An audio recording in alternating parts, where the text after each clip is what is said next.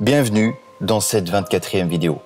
Cela fait un bon bout de temps que vous n'avez plus de mes nouvelles. Depuis que l'ogre russe a mis fin au narratif du Covid, la vie plus ou moins normale a repris son cours. Et dans la foulée, j'ai un peu perdu la tranquillité nécessaire pour vous faire des vidéos bien torchées. Aujourd'hui, je vous écris cette vidéo depuis une terre tranquille, beaucoup plus au nord. Là où la nature a encore tous ses droits, là où le mot canicule n'existe pas, et où il est possible de passer des vacances paisibles en dehors de l'actualité torride. Je vous écris depuis les terres calmes d'Estonie. À l'ombre d'un bouleau, devant un champ bordé de forêts, entouré des sons grésillants des sauterelles, tout autour de moi me rappelle que la paix est naturelle et que les conflits, les guerres et les divisions sont des inventions humaines destinées à régner sur les hommes. Diviser pour mieux régner, dit-on. C'est exactement ça. Les Romains de l'Antiquité disaient que l'homme est un loup pour l'homme.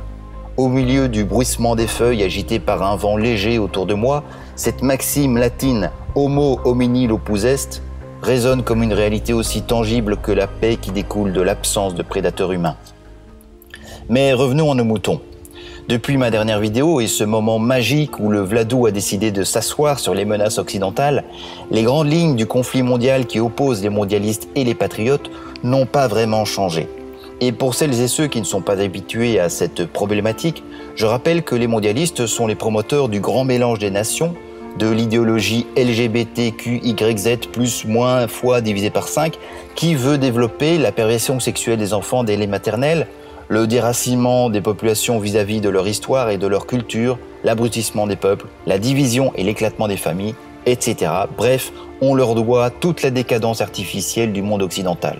De l'autre côté, on rassemble sous le vocable de patriotes ceux qui, devenus conscients de cette manipulation à grande échelle et sur le temps long, travaillent à mettre en lumière les actes odieux des prédateurs humains qui dirigent le monde dans l'ombre.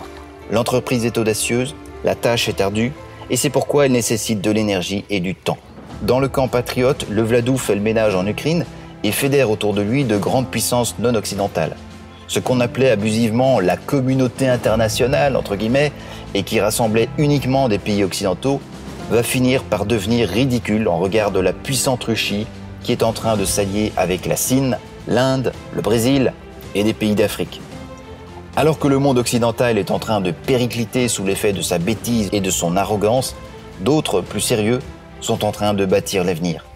Dans le camp mondialiste, c'est le sauve qui peut. Bien sûr, ils ont eu la présence d'esprit d'utiliser le conflit ukrainien pour justifier l'inflation, augmenter le prix à la pompe et organiser des pénuries. Sans oublier les menaces d'envahissement russe dans d'autres pays. Tout est bon pour tenter de maintenir un contrôle de la population par la peur et la pression financière. Et après la variole, la guerre, la pandémie et le terrorisme, un nouvel ennemi, plus fédérateur encore et qui restait bien au chaud dans le placard jusque-là, commence clairement à faire son apparition, c'est le réchauffement climatique. Ce qui est bien avec cet ennemi-là, c'est qu'il permet de faire endosser une responsabilité et une culpabilité à tout le monde, à l'exception bien évidemment de ceux qui usent et qui abusent de leurs jets privés polluants. Le malheur pour ces manipulateurs, c'est que la population est de moins en moins dupe de ces tentatives de contrôle. Plus le temps passe, et moins leurs narratifs ont d'emprise sur la population. Aux États-Unis, j'avais vu un sondage qui montrait que les enjeux climatiques ne préoccupent que 3% de la population démocrate. Autant dire que personne ne s'y intéresse.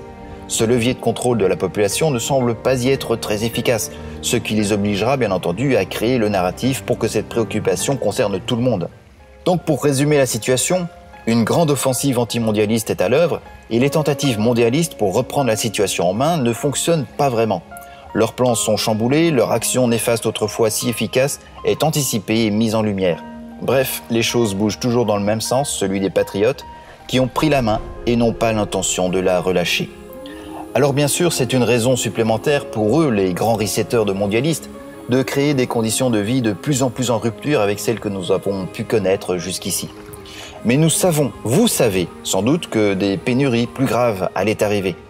Moins d'énergie, moins de chauffage en hiver, moins de nourriture, et donc un contexte parfait pour créer chez les personnes non averties des crises d'angoisse et de peur qui rendent une population manipulable à souhait. Mais est-ce que ça fonctionnera vraiment ? Est-ce que ça fonctionnera comme ils le veulent ? Est-ce qu'il n'y a pas déjà une bonne partie de la population éveillée qui a déjà anticipé ce genre d'éventualité ? Ça fait des mois que je vous encourage à augmenter votre indépendance vis-à-vis du système. Et je ne suis pas le seul à le faire. Dans les mois à venir, nous allons sans doute connaître des coupures d'électricité comme cela arrive dans les pays du tiers-monde. Tout cela est évidemment évitable, mais comme ils n'ont plus d'autre option, ils vont tenter d'écrouler le système pour imposer le nouveau système dont ils rêvent. C'est à ce moment-là que nous devrons être prêts pour apporter nos solutions. S'ils ne peuvent plus compter sur nous pour accepter la manière de vivre qu'ils veulent nous imposer, ils perdront le pouvoir qu'ils ont encore aujourd'hui. Alors oui, je suis conscient qu'il est encore un peu tôt pour parler de tout ça. Tout fonctionne encore relativement bien pour quelqu'un qui vit au jour le jour. Et à part se préparer à vivre de manière autonome matériellement et spirituellement, il n'y a pas grand-chose à faire. Et dans ce contexte, vous comprendrez que mes vidéos où j'essaye de vous transmettre des raisons d'espérer au milieu d'un contexte très compliqué, ces vidéos n'ont plus vraiment de raison d'être parce que la situation est maintenant nettement plus claire. Ce qui importe maintenant, ce n'est pas de s'acharner sur les nouvelles médiatiques pour tenter de comprendre le prochain piège mondialiste. Leurs intentions mauvaises, on les connaît et on les voit venir de loin. Ce monde-là est en train de tomber, il est en train de s'écrouler. Le plus important est de s'organiser pour en bâtir un nouveau. Et d'ailleurs, c'est une tâche colossale. Mais avec les bonnes volontés, c'est une tâche nettement facilitée. Bien que tout soit compliqué dans ce domaine-là, bien entendu. À ce propos, je salue l'initiative des décodeurs avec leur décotour. Et je les salue eux, que j'ai pu serrer dans mes bras. J'ai pu voir l'ambiance sur place et je me dis que ce n'est que le début d'un changement de fond. Un changement qui est probablement là depuis un certain temps. Mais le changement le plus important est de comprendre qu'on est nombreux, qu'un même état d'esprit nous rassemble et qu'on peut s'organiser ensemble pour créer de nouvelles choses. Et je pense que ce n'est que le début. Ceux qui ont raté ce décotour verront sans doute l'esprit de ce décotour se répandre de plus en plus. Et ils verront les gens se rassembler autour de questions les plus importantes, qui tournent autour de l'indépendance vis-à-vis du pouvoir en place. Parce que le problème de fond est toujours le même, et c'est un problème de consentement. Gravez ce mot dans votre esprit. Nos démocraties sont tellement malades qu'on nous a appris non pas à donner notre avis nuancé sur la chose publique, littéralement la res publica, mais à donner notre consentement sur les plans que nos élites économiques et politiques ont décidés pour nous. Les élites essayent d'obtenir de la population un comportement bien déterminé en lui fournissant via les médias des informations qui sont falsifiées, ou encore en créant de toutes pièces des événements dramatiques, pensés au 11 septembre ou à la pandémie, qui leur permet d'introduire une manière de gérer le monde dans la droite ligne de leur idéologie. C'est vrai pour le Covid, et ce sera vrai pour le climat. C'est le prochain gros dossier, le climat. Et comme on a compris avec la picouse qu'on avait besoin de commencer à devenir indépendant et autonome sur sa manière de fonctionner et de gérer sa vie, eh bien ici ce sera la même chose. Il va falloir montrer son indépendance et faire comme si leurs injonctions futures à propos du climat n'existaient pas. On s'est déjà entraîné avec les masques, picouse et compagnie. Il va falloir continuer avec les prochains gros dossiers qui nous préparent. De sorte que, si les mesures d'ingénierie sociale ne fonctionnent pas, les mondialistes ne soient plus en mesure de mettre en place leur plan anti-humain.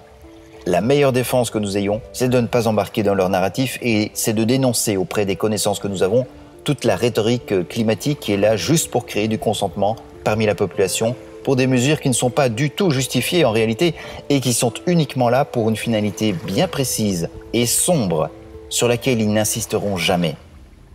Tout comme Satan a besoin du consentement de ses victimes pour posséder leur âme, les mondialistes ont besoin du consentement des populations pour mettre en application ces plans malsains.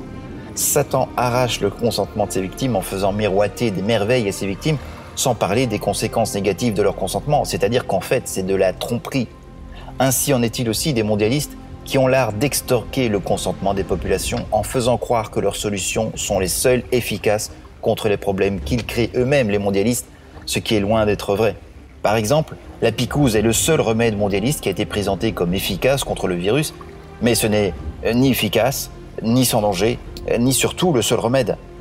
Une autre manière, plus subtile, plus sournoise d'obtenir le consentement, c'est l'exemple du Schwabi de Davos qui a écrit, tout comme l'a fait Hitler d'ailleurs, un livre en décrivant tous ses plans, le Grand Reset. Alors pourquoi fait-il cela ? C'est pour qu'on ne puisse pas dire qu'on n'était pas au courant. Si on pouvait lire son livre et qu'on n'a rien dit, c'est comme si on avait donné son consentement. Comme vous le savez, qui ne dit mot consent. C'est pourquoi il est urgent de s'opposer collectivement à tous les plans mondialistes en les mettant en lumière et en dénonçant ses travers. Sans le consentement de la population, ils ne pourront rien faire de tout ce qu'ils projettent de faire. Et après vous avoir dit tout cela, je vous renvoie de nouveau vers le prochain gros dossier de la clique de Davos, qui est le changement climatique, qui vont nous resservir à toutes les sauces.